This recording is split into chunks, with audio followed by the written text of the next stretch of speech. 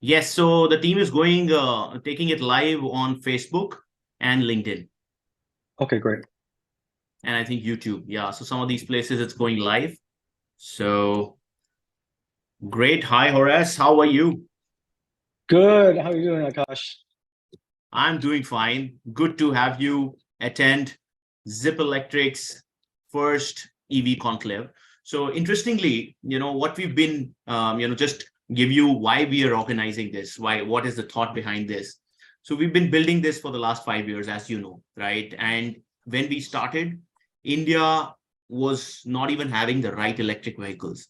So we kind of brought slowly and steadily the entire EV ecosystem together. So we got OEMs, we got battery swapping companies, we got charging companies, we got funds, we got financiers, we got so many people.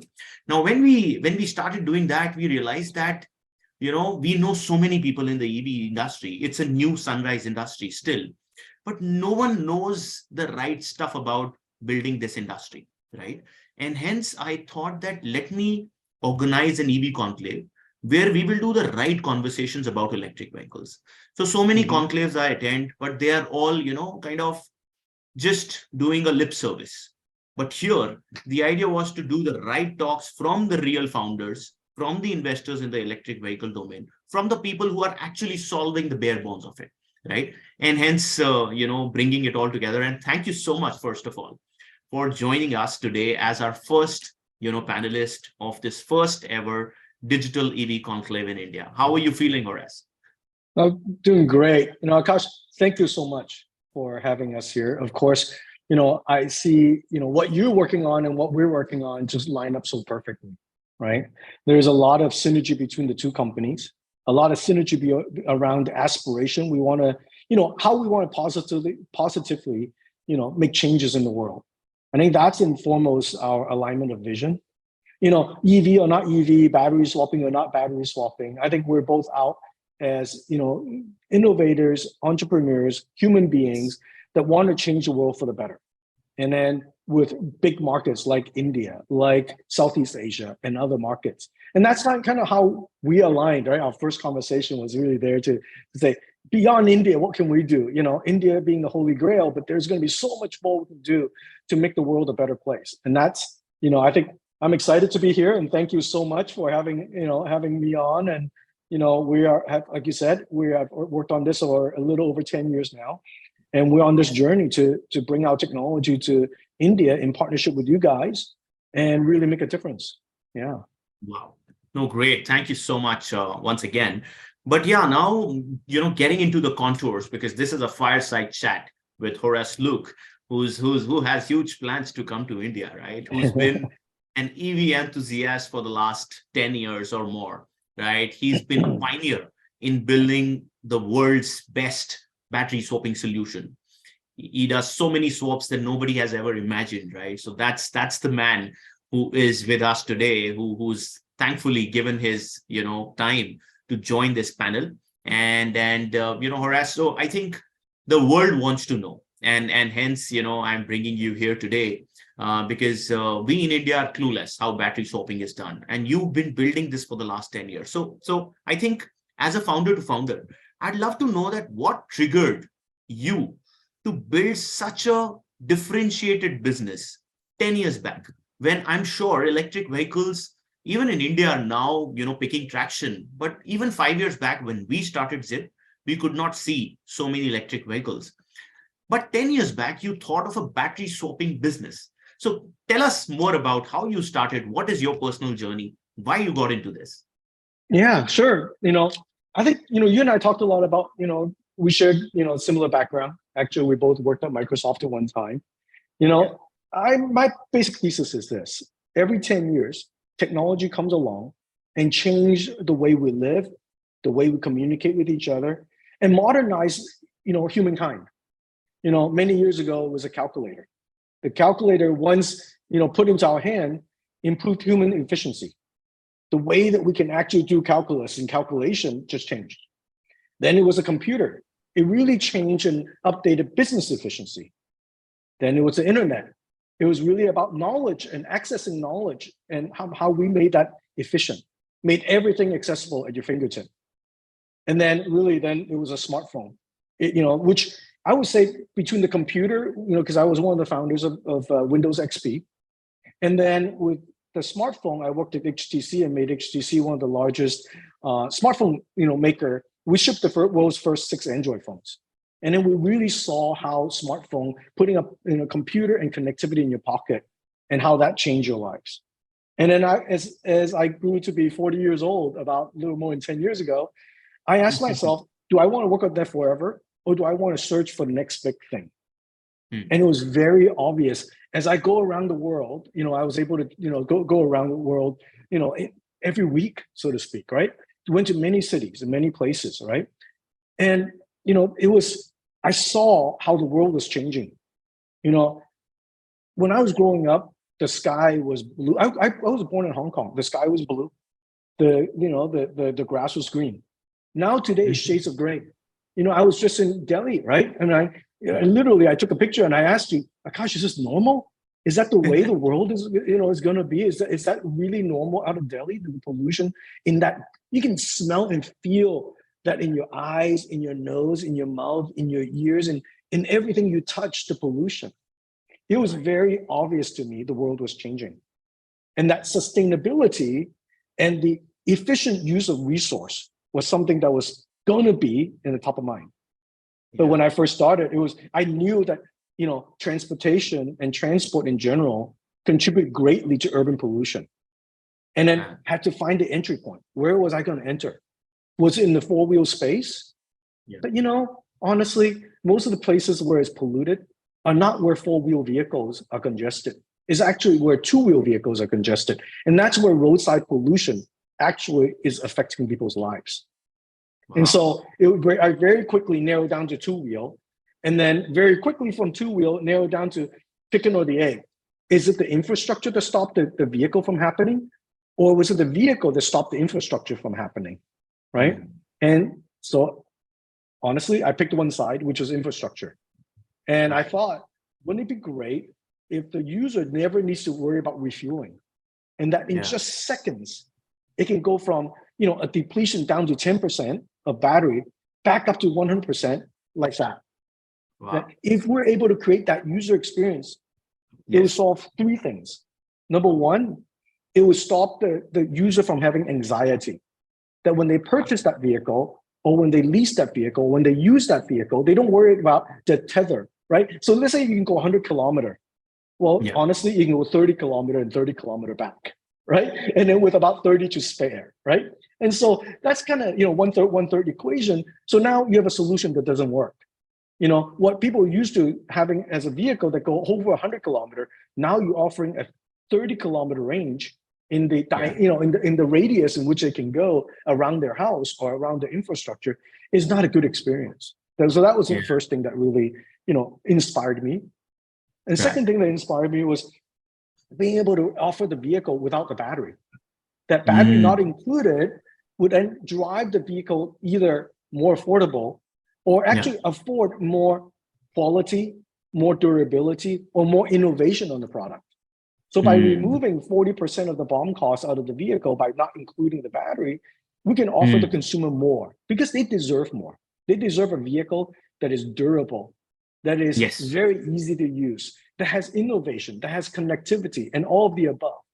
But if you do that and stack it against the internal combustion engine, which has kind of eroded its cost of goods down over the last 40, 50 years, it's hard. The equation is hard. But if you don't include the battery, and you shift that ownership to as though you were fueling for gas, right, or petrol in the station, you help the equation. I think that's the second thing that really helped.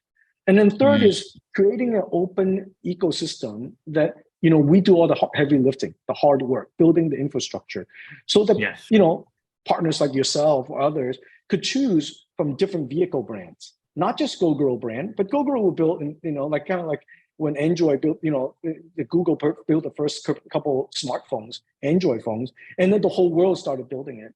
We're kind of adopting a similar model where we take the hard work, we prove it out. But once we prove it out, hopefully that'll enable an entire ecosystem to happen, right? And so that's a long way of saying to you that, every 10 years something happened and time was up. And I said, hey, what's the next thing? And I said, Nice. sustainability and transportation was a must, and that Right. electrification is inevitable. And the question Right. is going to be, what's the special angle in which you approach it? And I think Mm. Gogoro, of course, you're asking me as a founder, I think we Yes. got the right solution. But we have a very unique point of view, which is, we don't believe in charging. We believe in swapping, which it Right. can alleviate range anxiety, battery Right. durability, right? And also Yeah. cost of vehicle, and that's kind of what we're working toward, right? Nice. Nice. But frankly, I mean, just would want to know that 10 years back when you started this, what would have been the electric vehicle penetration in Taiwan? And what is it today? And how do you feel proud of your contribution into it? I would love to know. And I think as you're starting now in India soon, maybe we would love to see those numbers pan out here also. Yeah. Yeah. So, when I started, it was less than 1%. Wow. Of total vehicles sold. So let's say there was, at the time, I think it was 650, 700,000 vehicles sold. There was ICE and, or two-wheelers. And out of that, only about 4,000 vehicles that was really on the little island of Taiwan, was electric. And most of it purchased by, enterprises that saw sustainability of something they needed support, or government that really needed to fulfill some of this, kind of green initiative, but wasn't really, kind of convenience or user experience driven. It was really other, incentives and other reasons were driving it. And there was a huge amount. At that time, they did have some incentives similar to your FAME 2 incentive in India. Sure. There was some incentives to push and pull the consumer through, but consumer did not adopt because the fundamental of the product didn't work. That it was, tethered. There was a charging cord, no matter whether or not you can unplug and not unplug it. And then there was also a cost of vehicle sold that was, too expensive when it's sold with a battery. And so I would say, during that time, it was less than 1%. Today, electric vehicle contribute to almost 12% of vehicles sold, with about, out of that 12%, about 90% is actually Gogoro and Gogoro's, partners vehicle. So out of all those vehicles, right? So we have now worked with Yamaha, with Suzuki Taiwan, with a total of 10 different brands building vehicles that give choices to the consumer. And that's one of the reasons why we took off, was this open platform that allow the consumer to choose, or the rider to choose. If they don't like a Gogoro vehicle because they don't like the way it's designed or the way that it feels ergonomically, they can choose a Yamaha vehicle, which is more sporty, or choose a Suzuki vehicle, Suzuki Taiwan vehicle, or choose other brand vehicle. And so giving options. So think of us really as Android of EV, but not really the vertical solution. The only reason why we build a vehicle is to actually create the validity of the market, so that now the momentum starts and the partners come in. So in Taipei, in a place like Taipei, for example, it is as high as, at one point in the last, several years, it was as high as 26%, market share. So 1 out of 4 vehicle was, Gogoro vehicle. And if I remember right, last quarter was, somewhere around 20%. So, the market is starting to kind of settle down, but yet still in a place like Taipei, 5 out of 1 vehicle is actually a Gogoro or Gogoro partner vehicle, which is tremendous. I mean, it's a huge, validation that, we did it right, and that we're ready to bring it to India. I see Taiwan as my ultimate prototyping. I know it's a very expensive prototype, but it's our prototyping, location that we allow us to develop the technology, develop the business model, develop all the operational efficiency tools that are in the background. Similar to you have a lot of tools in the background. They're self-developed that actually allows you to do your business. Same thing with us.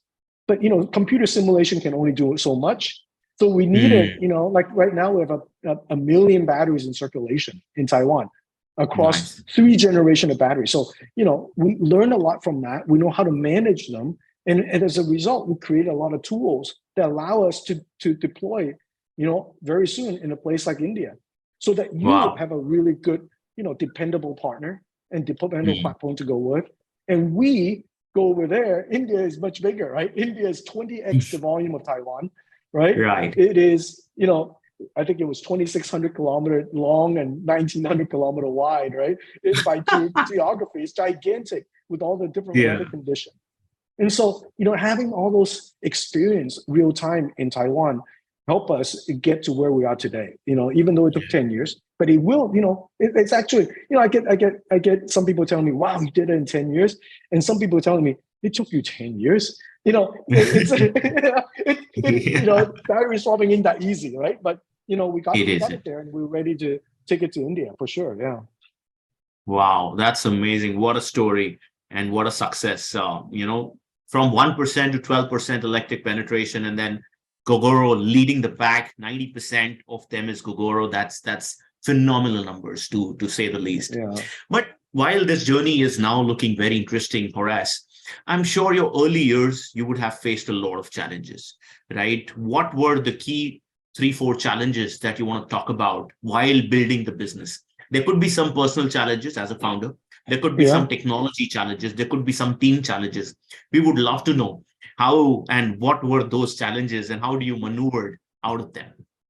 Sure. Open the kimono a little bit, right?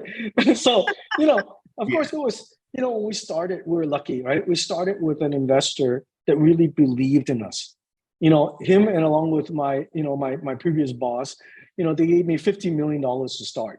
And, wow. That was like on a PowerPoint, and we bunch of us, who are technologists, a couple of my friends previously, it's like they count by how much dollar you get per slide, right? And that's kind of how the measurement of success. Mine was literally a 20-minute conversation where I had the idea of battery not included, and that the topic was EV. EV was inevitable, that it will happen, and nobody's doing anything around the two-wheel space, and focusing on infrastructure, focusing on battery swapping was the key to opening up the market and having a unique, differentiated, business model. And so with our investor, I think the first thing I got, luckily, but also at the same time, over the last 10 years, has been the same word: believe. Do we share the vision? Do we believe that is going to happen? And believe doesn't happen just with investors. Investors will have to make a belief, or they don't believe, or they wait and see. And risk appetite is different. And then also employees that come and say, okay, how long can they endure pain while they're believing? Because working as a startup is not easy. Working as a startup, you work as much as 4 to 5x the time, right? You never sleep. You're always trying to find the brighter day, part of the day instead of darker part of the day. And having that culture of people that actually says, hey, I believe in the vision so much that I'm going to go do everything I can do to execute and make that work. So I think that was the biggest, kind of say the magic and also the challenge of keeping and motivating people and motivating investors to believe and finding the right profile of investor to support you. And, even today, right, it is not easy to find an investor, right? Yes. It is continuing to find, like, for example, we just announced our recent round into Zypp, because our vision aligns, right? Yes. It wasn't about how much money you're going to return to us, how much, it was really about, not even about how we can impact your business, but because we share the same value, and we would do everything we can do to make electrification the massively adopted solution in a market as big as India, right? And so believe was the first one. Yeah, I would say the challenge. And then the second is taking risk. Taking risk, for example, our battery is, most people, actually 99% or almost all batteries out there, we're the unique one that uses, they use, like a CAN bus that is physical connector. But I'll give you an example. When I first start my battery, I said, hey, you know what? That battery needs to be omnidirectional. So it's easy as water, somebody to throw it in blindly.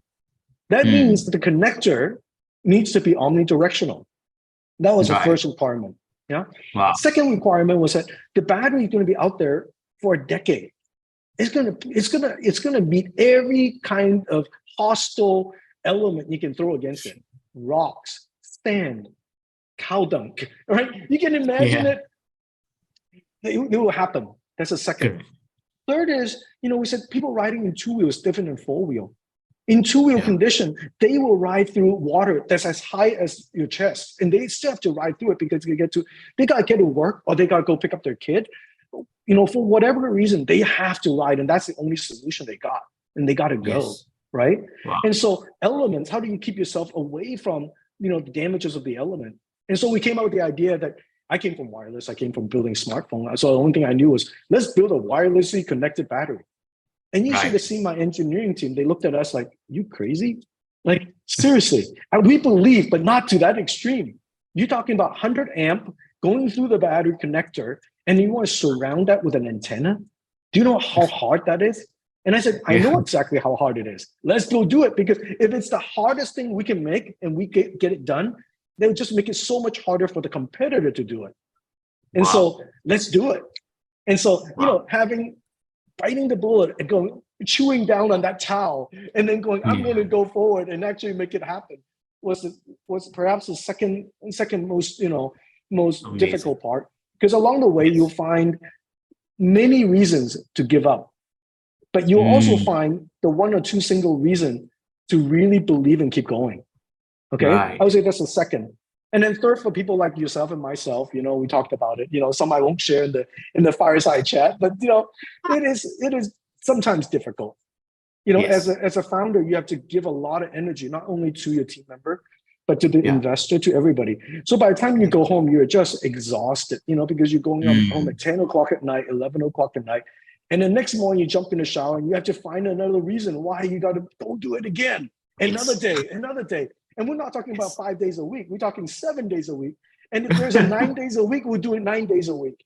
And that's the difference between a founder and an entrepreneur than I would say average individual, right? We got to go keep pushing it forward.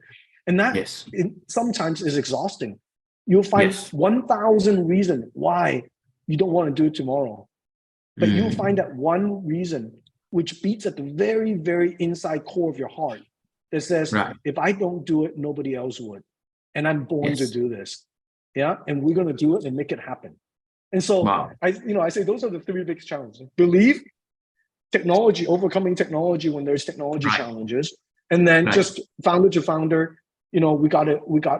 If we don't do it, nobody else will. And if we give up, then it's we look back and say, the worst thing we can do at age 80 is look back and say we could have done that, but we gave up along the way. Yeah. Right. And so I don't ever live with regret, and I just keep pushing forward. I think those are three biggest challenge, but at the same time, the opportunity, if you look at the challenges, comes the biggest opportunity. And if we see it as opportunity, then everything changes. Yeah.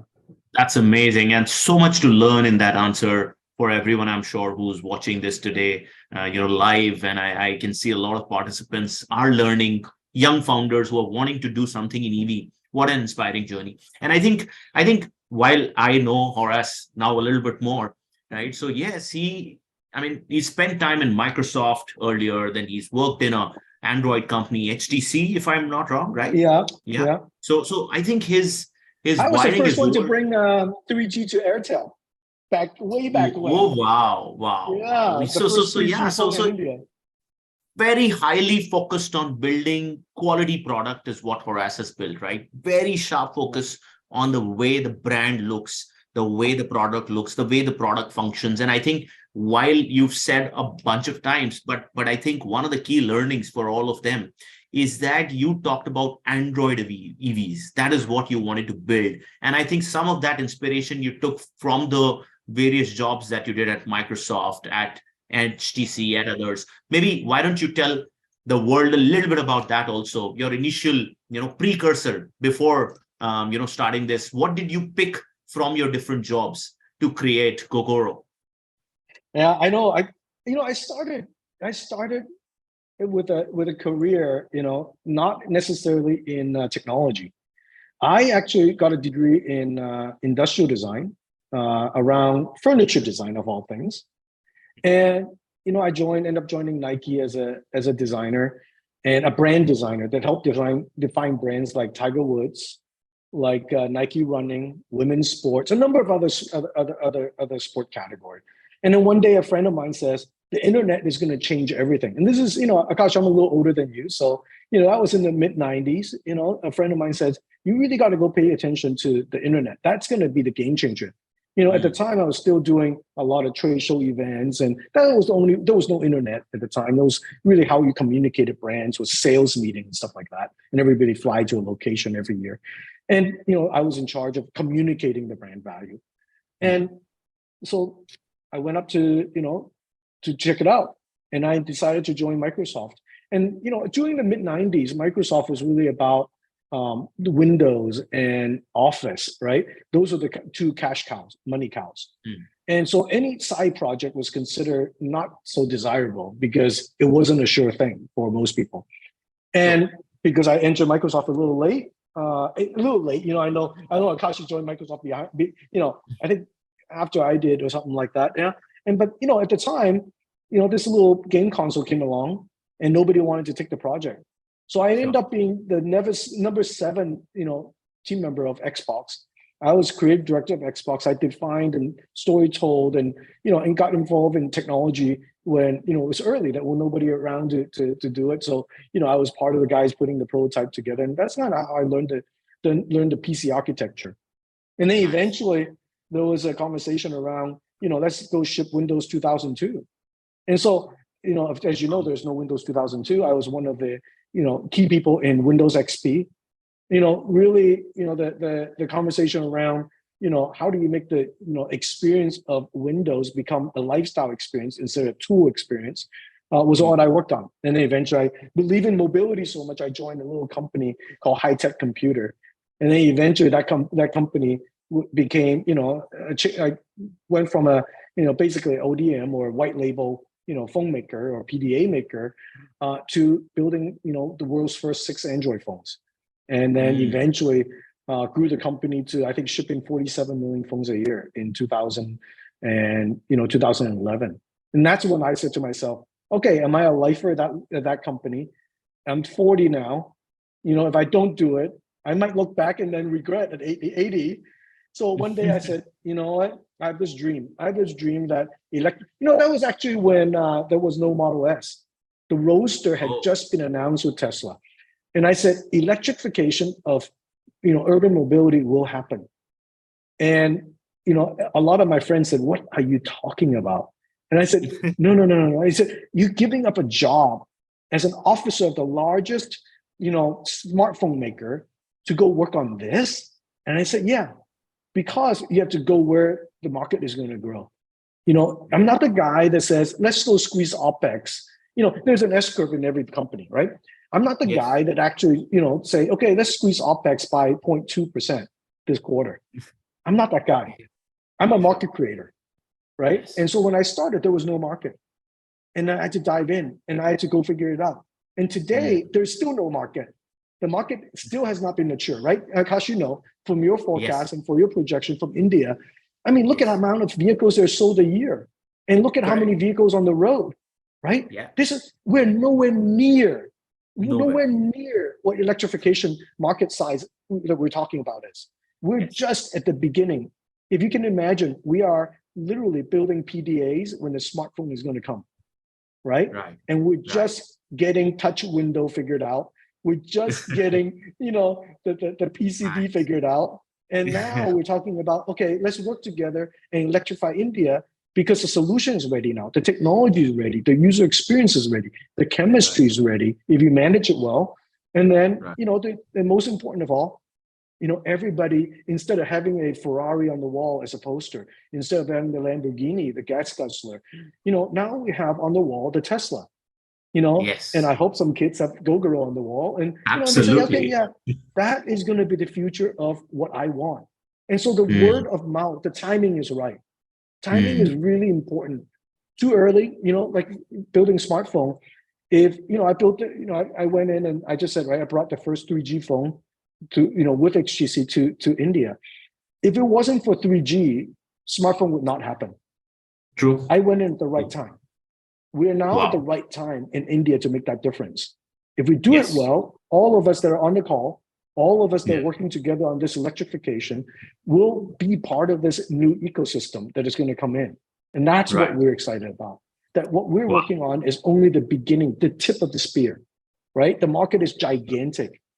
Correct. And we have the right formula, we have the right partnership, we have the right technology to actually go and enter that market. And that's what we're excited about. Yeah. Awesome. Awesome. Brilliant.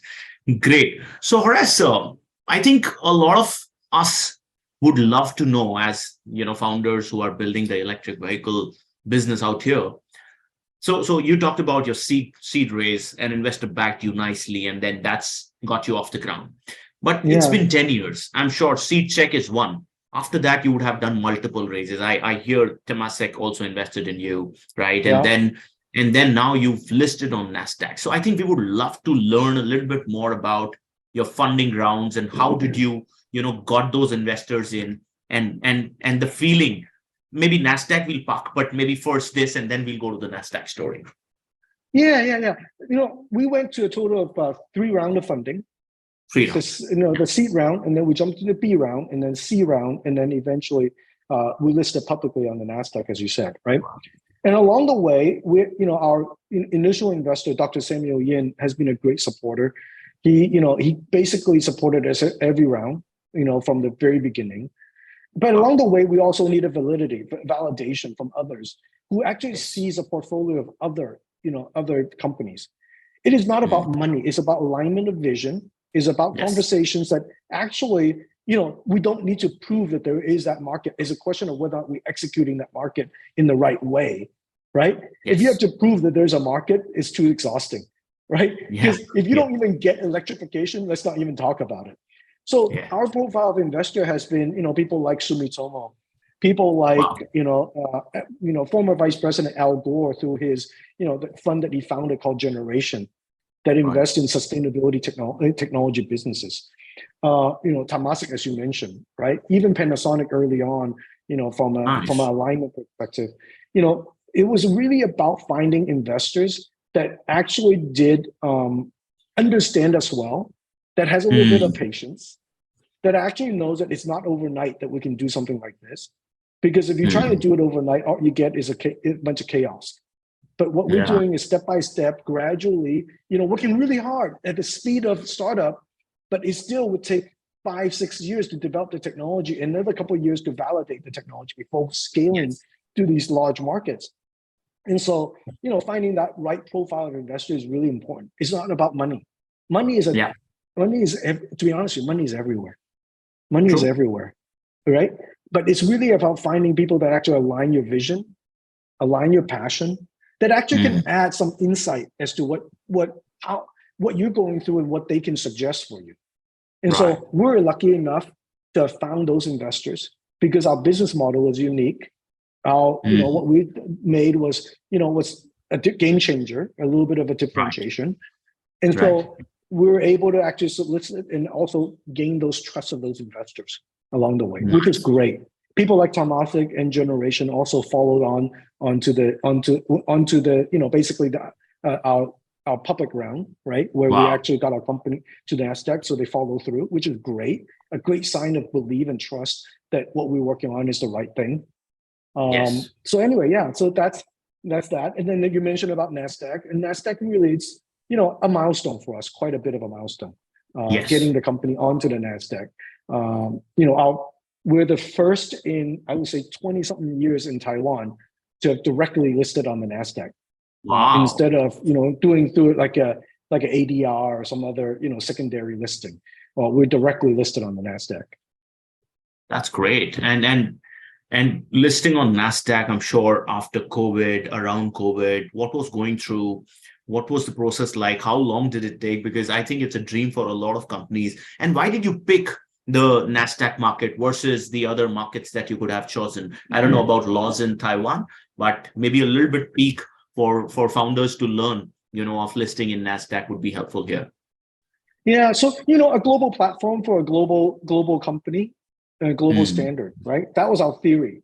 And then we could have listed on, not to say the Taiwan board is not good, or the India board is not good, or the Singapore board is not good, or the Nikkei in Japan is not good. But there is just one place on earth that is more stringent than any place else. And going back to the antenna question, I love it when it's tough, because when you go tough, you know that you did it right. And then when you succeed, you don't look back and say, I cut corners. And with the Yeah. NASDAQ, especially with like in Taiwan, we put on the Taiwan network a total of about $650 million into the network today, with about a million batteries, about 11,000 swapping cabinets, right? With more location than gas station in Taiwan. And so the amount of cash that we put in on the ground requires a lot of, I would say, transparency, a lot of governance that makes investors comfortable. And in India, we're talking about, I hope one day, 20x of that, right? Yes. I hope one day 20x of that, if not even more. By putting that much, basically by going on the NASDAQ, you can only imagine, Akash, I'll tell you, Sarbanes-Oxley compliance, PCAOB compliance, the amount of overall governance that we have as a company, right? And the fact that our company does multifaceted. We build our own motor, we build our own battery, we build our own, retail channel, we distribute the vehicle, we build our own infrastructure. We're perhaps the most 360-degree company you can imagine. Right. Right. Getting all those pieces moving in the right, with the right standard and governance, right. And then getting listed on NASDAQ, passing the auditor is the only way that somebody like yourself can know that this company that I'm working with is world-class.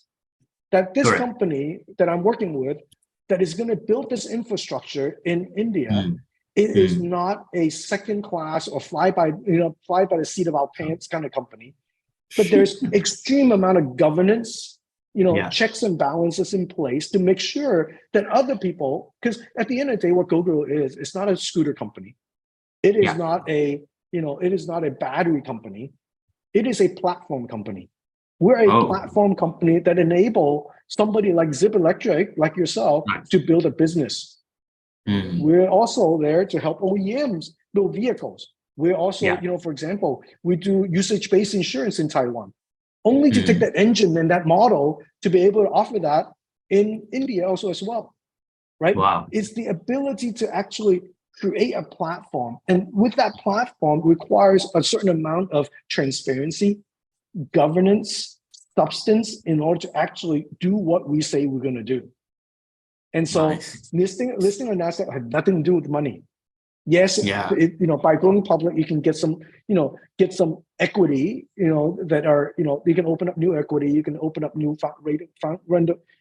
round of funding, you can also offer the investors some, liquidity, et cetera, et cetera.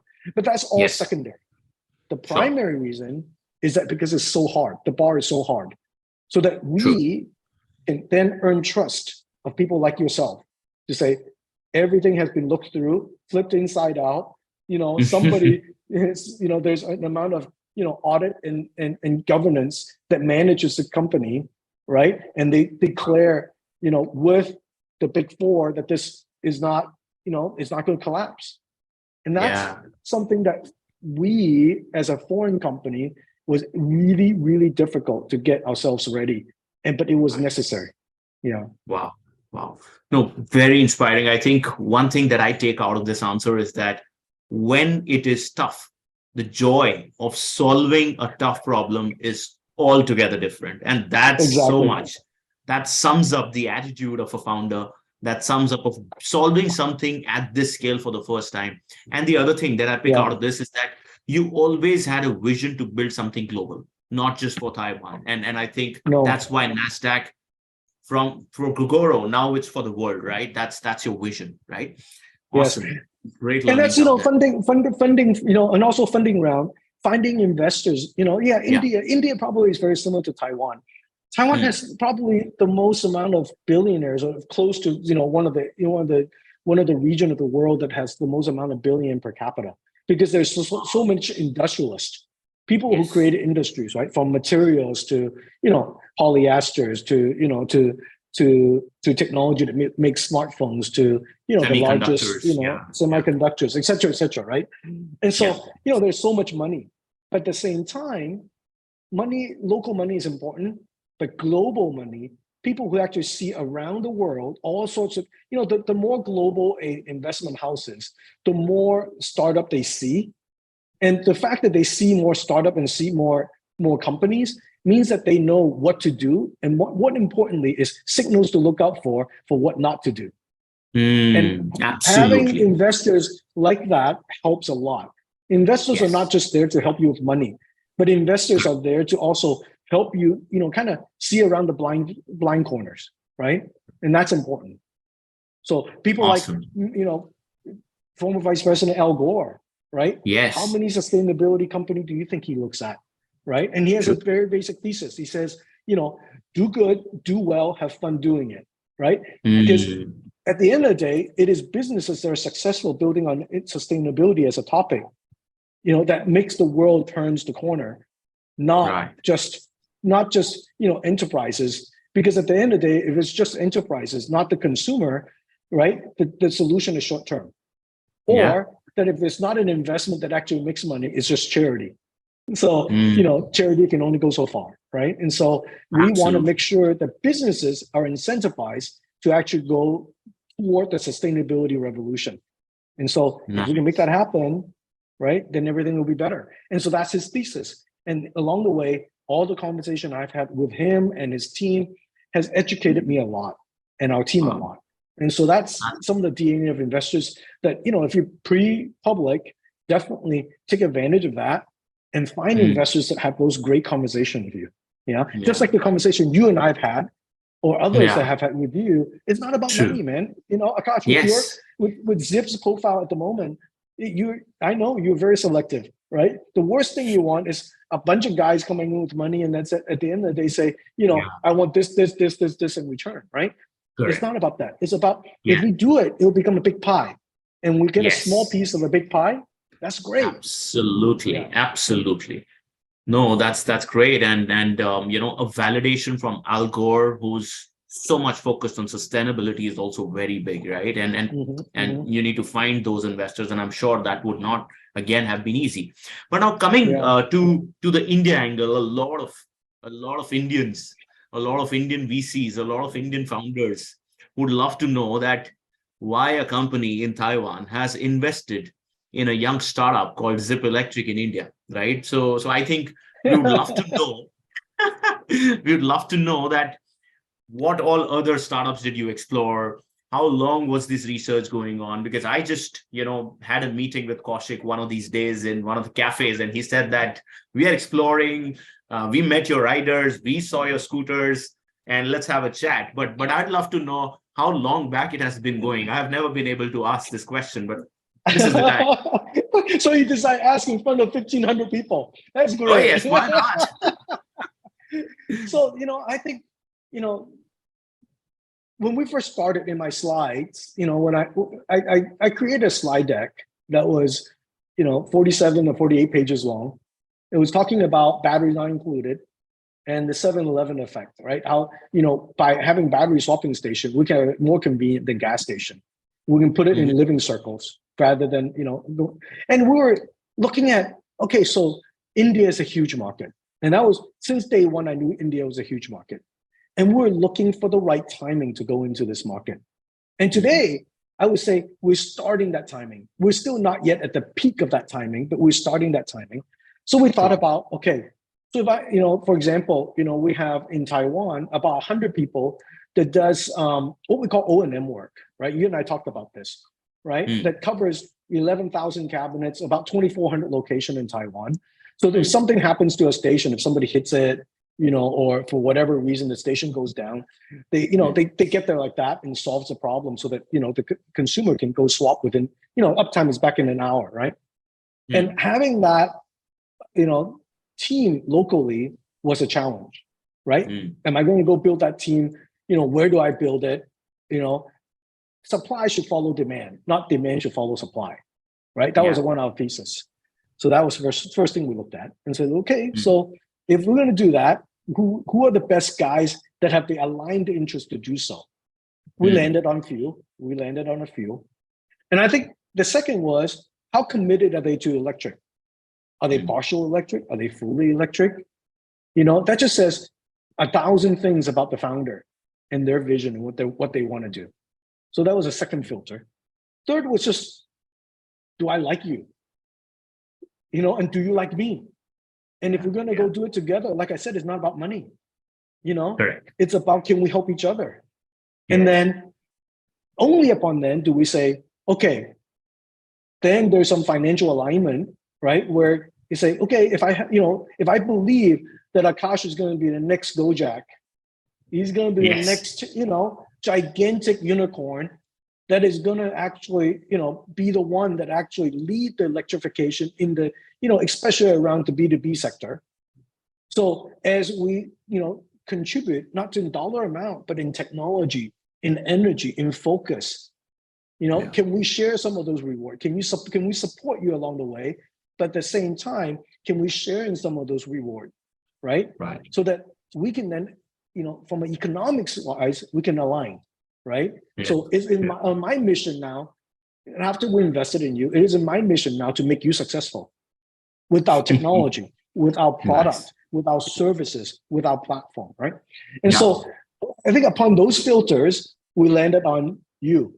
And ultimately, the word of advice I have for everybody around is, Akash has the energy, has the passion, and all the equations in the world and all the spreadsheet the team can ever share with me, at the end of the day is about that 10-minute conversation. Does your interest align with the other individual? Because forecasts is a forecast. Numbers are just numbers. But there will be 1,000 times over the next, during the time we know each other, that things won't go right. And when things don't go right, what is Akash going to do? Yes. Right? And can we have that alignment? Do we believe? And also at the same time, when Akash is using my platform, there's going to be 1,000 times he's going to call me and say, Horace, this wouldn't work as I thought it would, right? Or please solve this ASAP. Do we have that personal connectivity between us? That is the most important thing. It's alignment of values, alignment of vision, and alignment of just overall passion. The passion energy, right? You and I, every time we see each other, we couldn't stop talking to each other, right? Yeah. What's supposed to be a 1-hour meeting turned into like, let's see you over dinner, right? And then, I see you tomorrow morning again, because we share so much in common.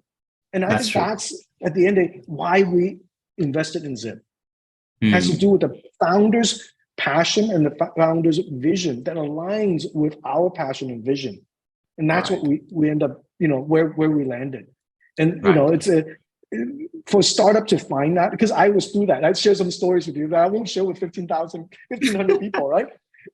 I've had sweaty days, and so, being able to be there to help people like yourself overcome those challenges is my honor. And also is, when we can do it and the interests is aligned, hallelujah, right? We can do something great together. Yes. No, I think those are music to the world of Zypp, that your mission is to make Zypp successful. And I think Zypp's mission is also going to electrify the world with battery swapping at the center of it. So I think it's a 1+1. I think it's a 1-1-1 kind of a partnership is what I talk about, right? Whenever anyone asks me by Gogoro, right? So that's amazing. Now with that, I'm sure you see India. So you mentioned that India could be a 20x of Taiwan, right? So what are your India plans? What are all that you're doing? We heard about your Maharashtra, CM announcing something in Davos that was big.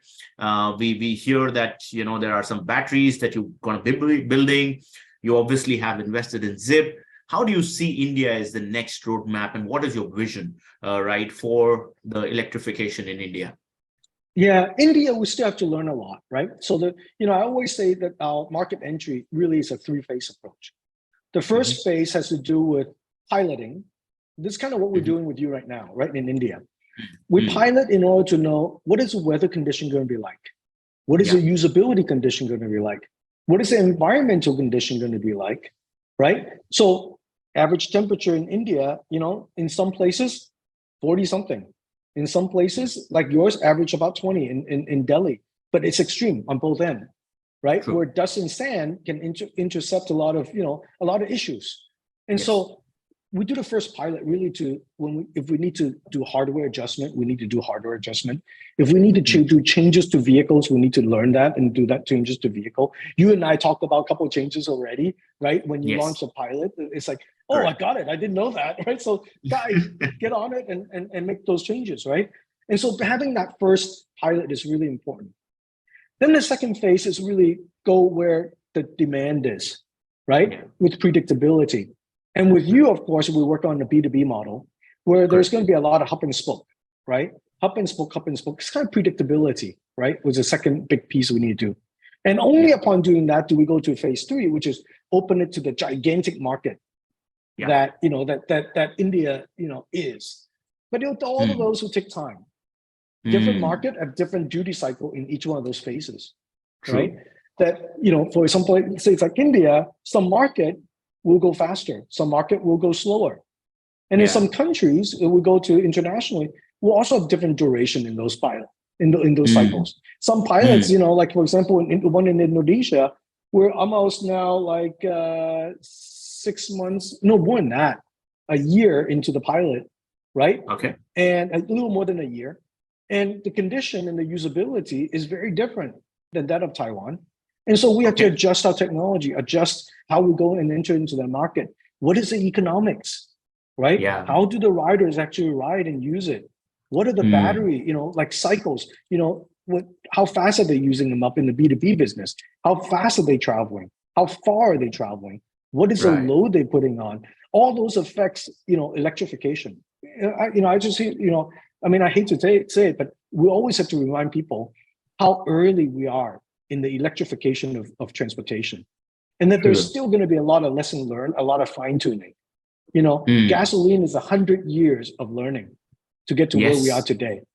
And to compare 100 years of learning to something that is only merely several years is really, you can't compare. But, the great thing is that people like us, we're doing it at the speed of startup, right? Yeah. Versus the speed of industrialization, right? And so hopefully we can figure out this formula a lot faster, right? Yeah. But there needs an adjustment. So with you, of course, with Zypp, Akash, we're, really excited. And I think you are also the same way. You're like, Horace, I'm waiting for you. You got to come. You got to come. And we're like, yeah, we got a pilot. So, we don't want to boom, and do it at speed of failure, right? Like you got to calibrate. We got to actually make sure the product serves you as a business well, and the customers that you have, like Zomato, like Flipkart, Rapido, everybody that is depending on your platform, right? We got to serve that well because we're upstream from that, right? And so as we think about how we're going to commercialize, right? We're working on that with you real time right now, right? And that's, I'm excited about that. I think you're looking at that, announcement we did, the MOU in Maharashtra, there are other conversations that are going on that will actually lead to, like us providing that platform for you to grow your business, right? And that's what we're here to do. We're focusing on that. How do we help you grow your business so you can help us grow our business, right? Together. Correct. Wow. No, that's great. And I'm sure there's a lot of things. India, what I hear from Gogoro team is that from India to the world is the kind of the plan that you're thinking, right? Because you're thinking India to be your next big market. You're setting up manufacturing. You're doing a lot of government partnerships. You're obviously deploying a lot of, batteries and swapping stations and possibly vehicles. I think it's going to be interesting, right? From India to the world, right? Yeah. Yes. Yeah. Awesome. India is a great, I think India, in India, I found, I found a very, very, at least around the electrification, vision, a very passionate, open and transparent set of folks that I'm like yourself, that I'm working with, that have one drive. And the drive is industrialize India.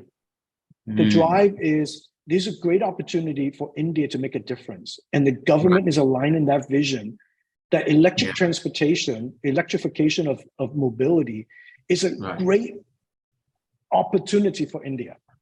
And with that said, we have the right technology, and coming to India, where the natural resources are, Right. are readily available, where, Yeah. there is, the cost benefit of manufacturing in India, that hopefully Right. we can actually create a very stable, kind of supply chain of not only parts and vehicles, but also Mm. of technology that can come out of India and then Yes. fuel our growth together around the Right. world. And that's kind Right. of what we're excited about. Yeah. Awesome. Now, I think since there are a lot of people who would be watching this, and there are a lot of government folks also interested in this conversation, I'd love for you, since you are coming in from Taiwan, I'm sure setting up business in this new country is not going to be easy for batteries, for supply chain, for all that. Any support that you think, or any points that you would want to highlight from the government perspective? I'm sure you would have done a lot of licensing with the Taiwanese government and the other geographies where you're working. What should Indian government keep in mind, in terms of policy support for businesses like yours and Zypp and the others to kind of flourish, EV to flourish?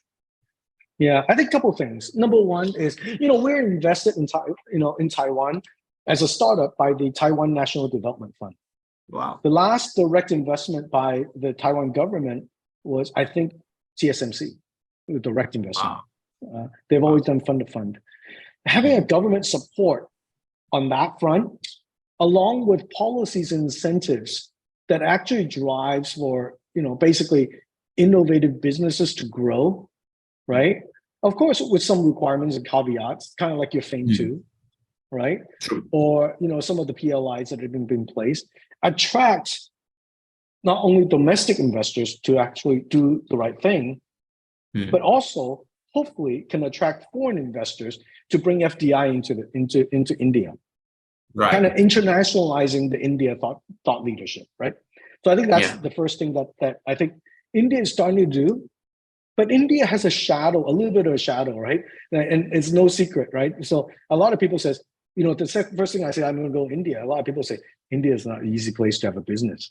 Like you said, India is not an easy place to set up business because Yeah. there has been, different personalities Correct. or promises that were not delivered, or just complexity between, Yes.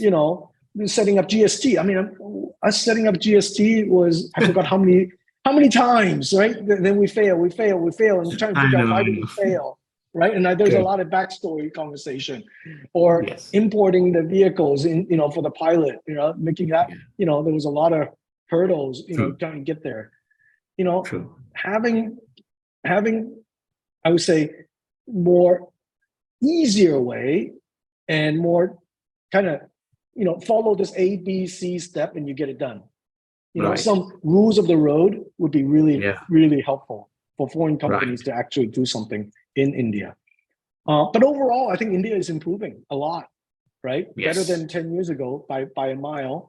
But also at the same time, I think there's still yet another 10 miles to go, right? To get India Yes. up to that level to attract the right, quality FDI and Right. make, India, in India, the bad name of India, foreigner doing business in India, to wipe away, right? Yes. So making sure that happens, I think, of course, Prime Minister Modi has done a great job marketing India.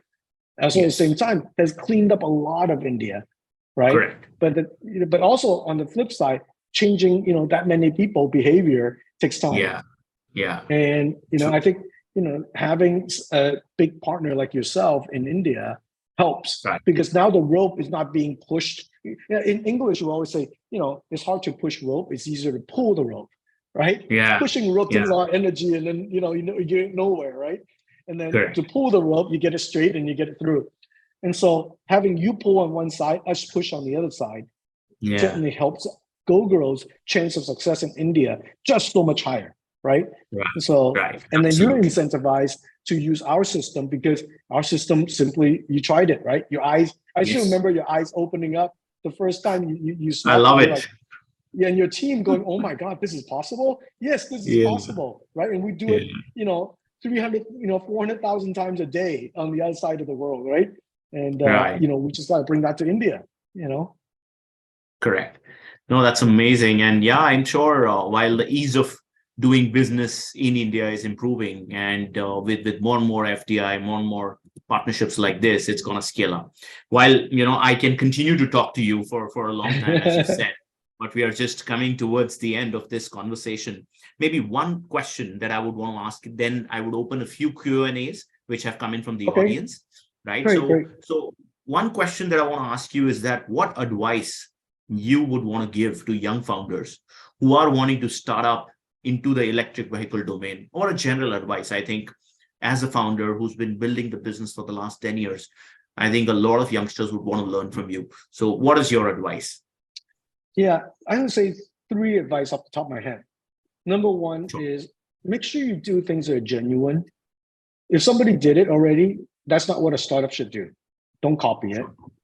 Sure. Trying to find your unique angle and your unique technology / business model, just like yourself, right? You're doing something nobody has ever done, right? Being the aggregator, nobody's ever thought about, being the aggregator and what that means, right? Find your unique angle along the value chain and don't deviate, because if that's what you believe in, don't deviate from that value. But then 2, be agile. If it didn't work, and if it's not functioning, be the one that pivot quick. Remain the same value, remains the same thesis, but pivot and adjust your business model or your way of working, because at the end of the day, you might not have found the right person, or the market shifted on you. So the second is, don't be stubborn. You as a founder and an entrepreneur needs to be agile enough to see the signals in the market and then adjust your business accordingly. I think that's the second. And then third is, just know that you're signing up for a lifetime of pain. And if you're not ready to do that, don't sign up.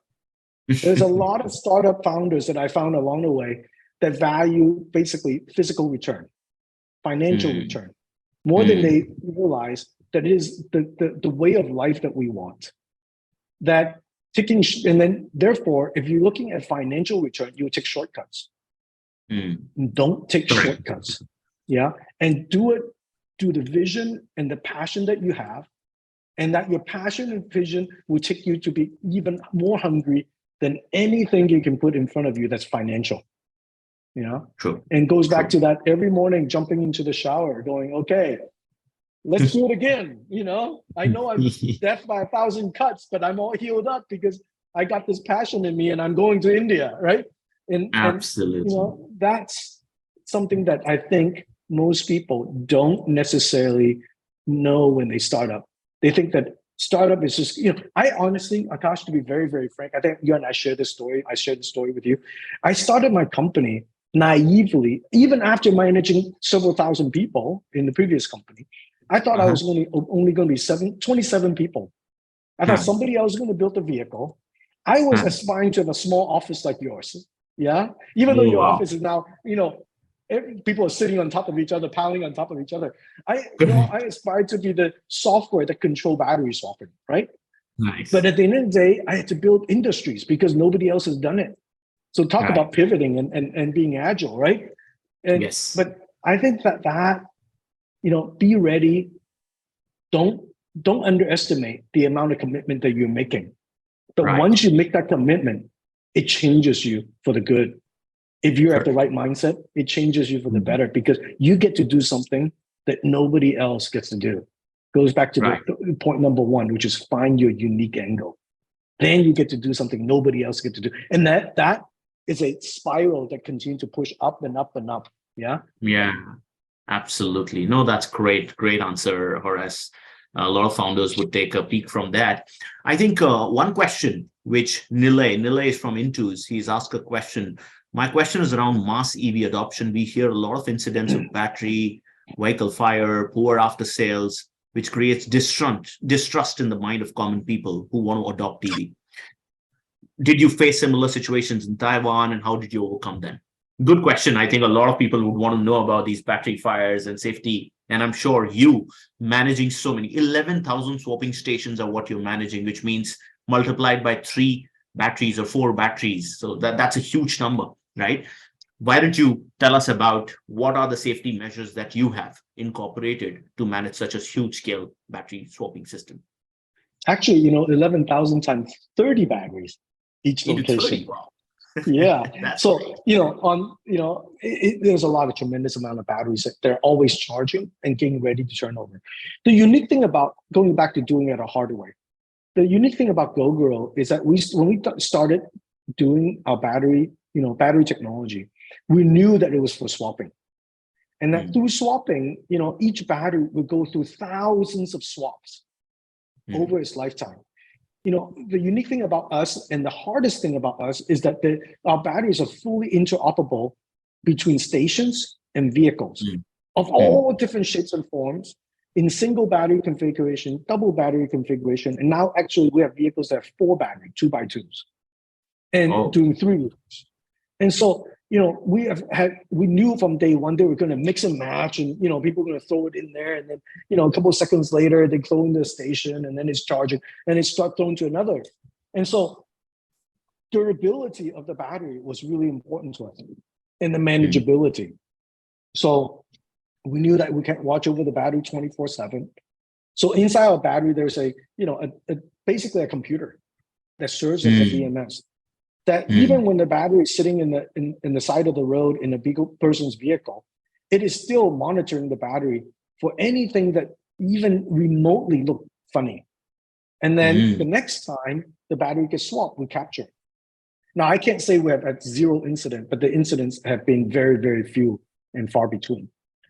And the reason why is because we manage our battery real time when it's in the station, which is during the time it's more dangerous, which is charging.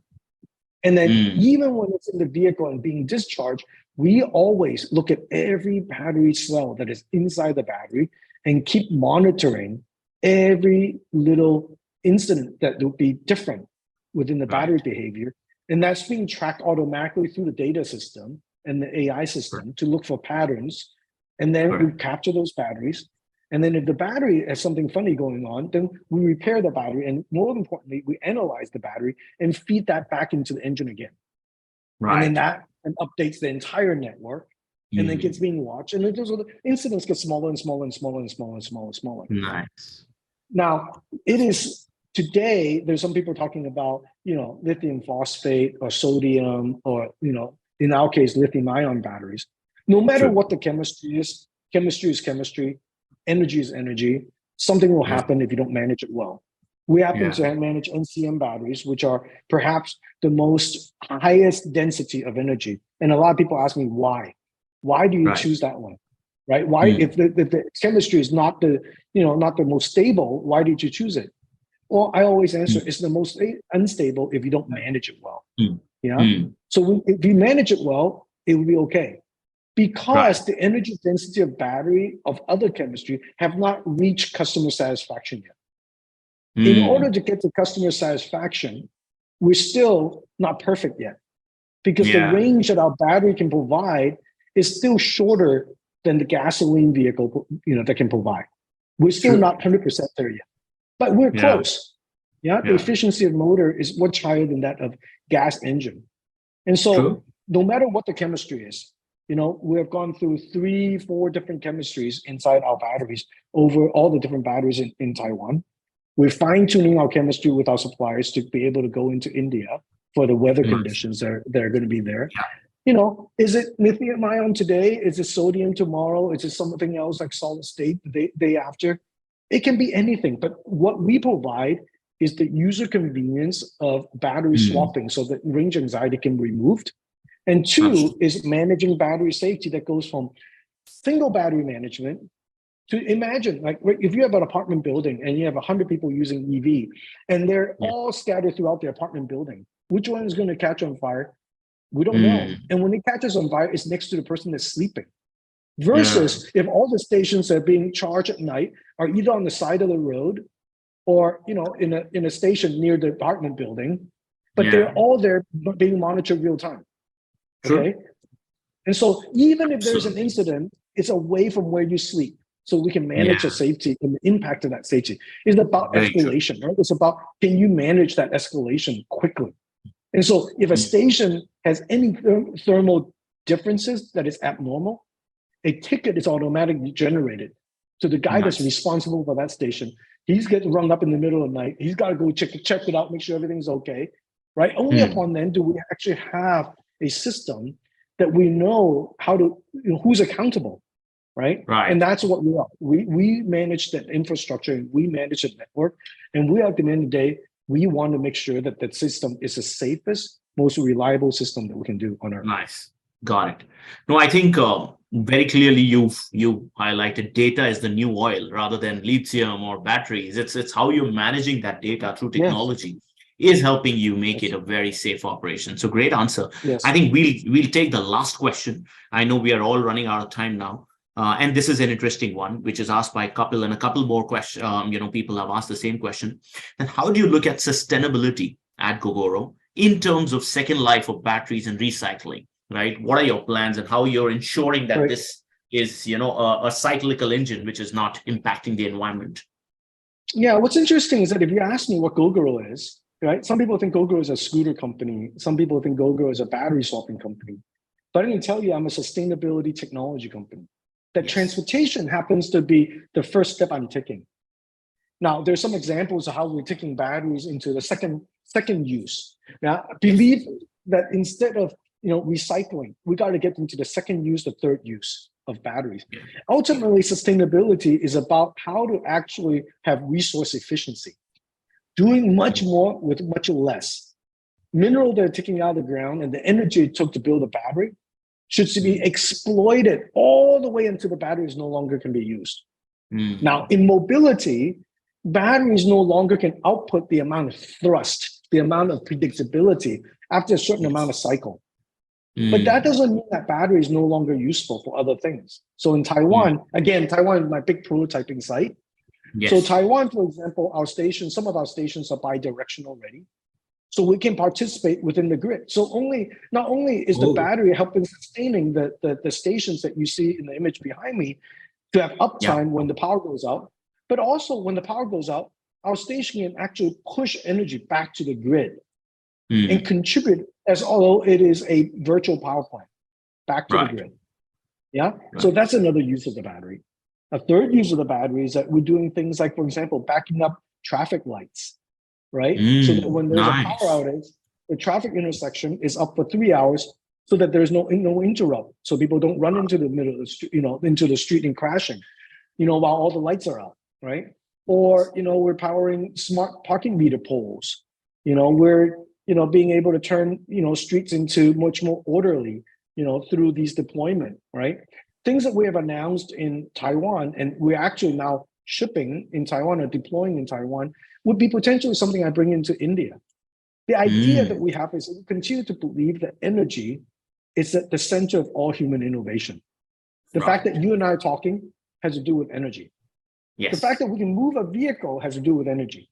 But that energy does not, when a battery gets to 80%, 70% SOC, doesn't mean that we throw it away or we recycle it. That means we find other use of that battery, such as using it as a UPS, to back up buildings and elevators, or we find it to use for other resources, other use case, so they don't have to find other resources. Is really important. Yeah. So, but at the end of the day, the battery will last many, many years. Today, urban mining and getting the minerals, cobalt, getting the lithium out of the battery doesn't make sense today. It is, the process and the cost of bringing that out does not equal to what you extrapolate. But in all natural resources will diminish, price will go up, right? And hopefully one day in the very, very far distance future, after we use it for second life, third life, and other use, that when we do recycling, that the value that is extrapolated from those batteries we bought are just so much more significant than the contribution. They can become so much cheaper, right? Even though we can make money from it, than getting raw virgin material from the ground. Yeah. And that's time has to shift to do that. But in the meantime, people ask me what we're going to do with the battery. We're still discovering many, many ways to figure out Mm, how to actually bring those batteries and use it for other purposes other than mobility, such as mm, storage or powering agriculture or right, other means in which we can actually use these batteries as second use, right. so that we can actually, eliminate the need of, new resources. Got it. That's amazing. Yeah, I think sustainability, tech, and recycling, and ensuring that it goes back to the environment, helping traffic lights and all of that. Very interesting. A lot of things to learn from, the Indian landscape, and we'd love to implement those out here, to speak to the government and power them, with that. So great chat. I think we've done about 1 hour or 15 minutes, and I think I can go on and on. I have so many more questions to ask you, but I think I know time has a limit, and I'm sure the audience really enjoyed. There are a bunch of other questions that we've not been able to answer today, but great chat. Thank you so much, Horace, for joining the EV Conclave by Zypp, and we have a couple of sponsors: Blume, Nine Unicorns, Venture Catalyst. Thank you for them also to support this. This is the first of the 7 panels that we'll be hosting. There'll be 2 more panels today, tomorrow, and day after. So catch us. And Horace, I can see your screen has freezed right at the right time. But if you can hear me, once again, thank you so much for joining in.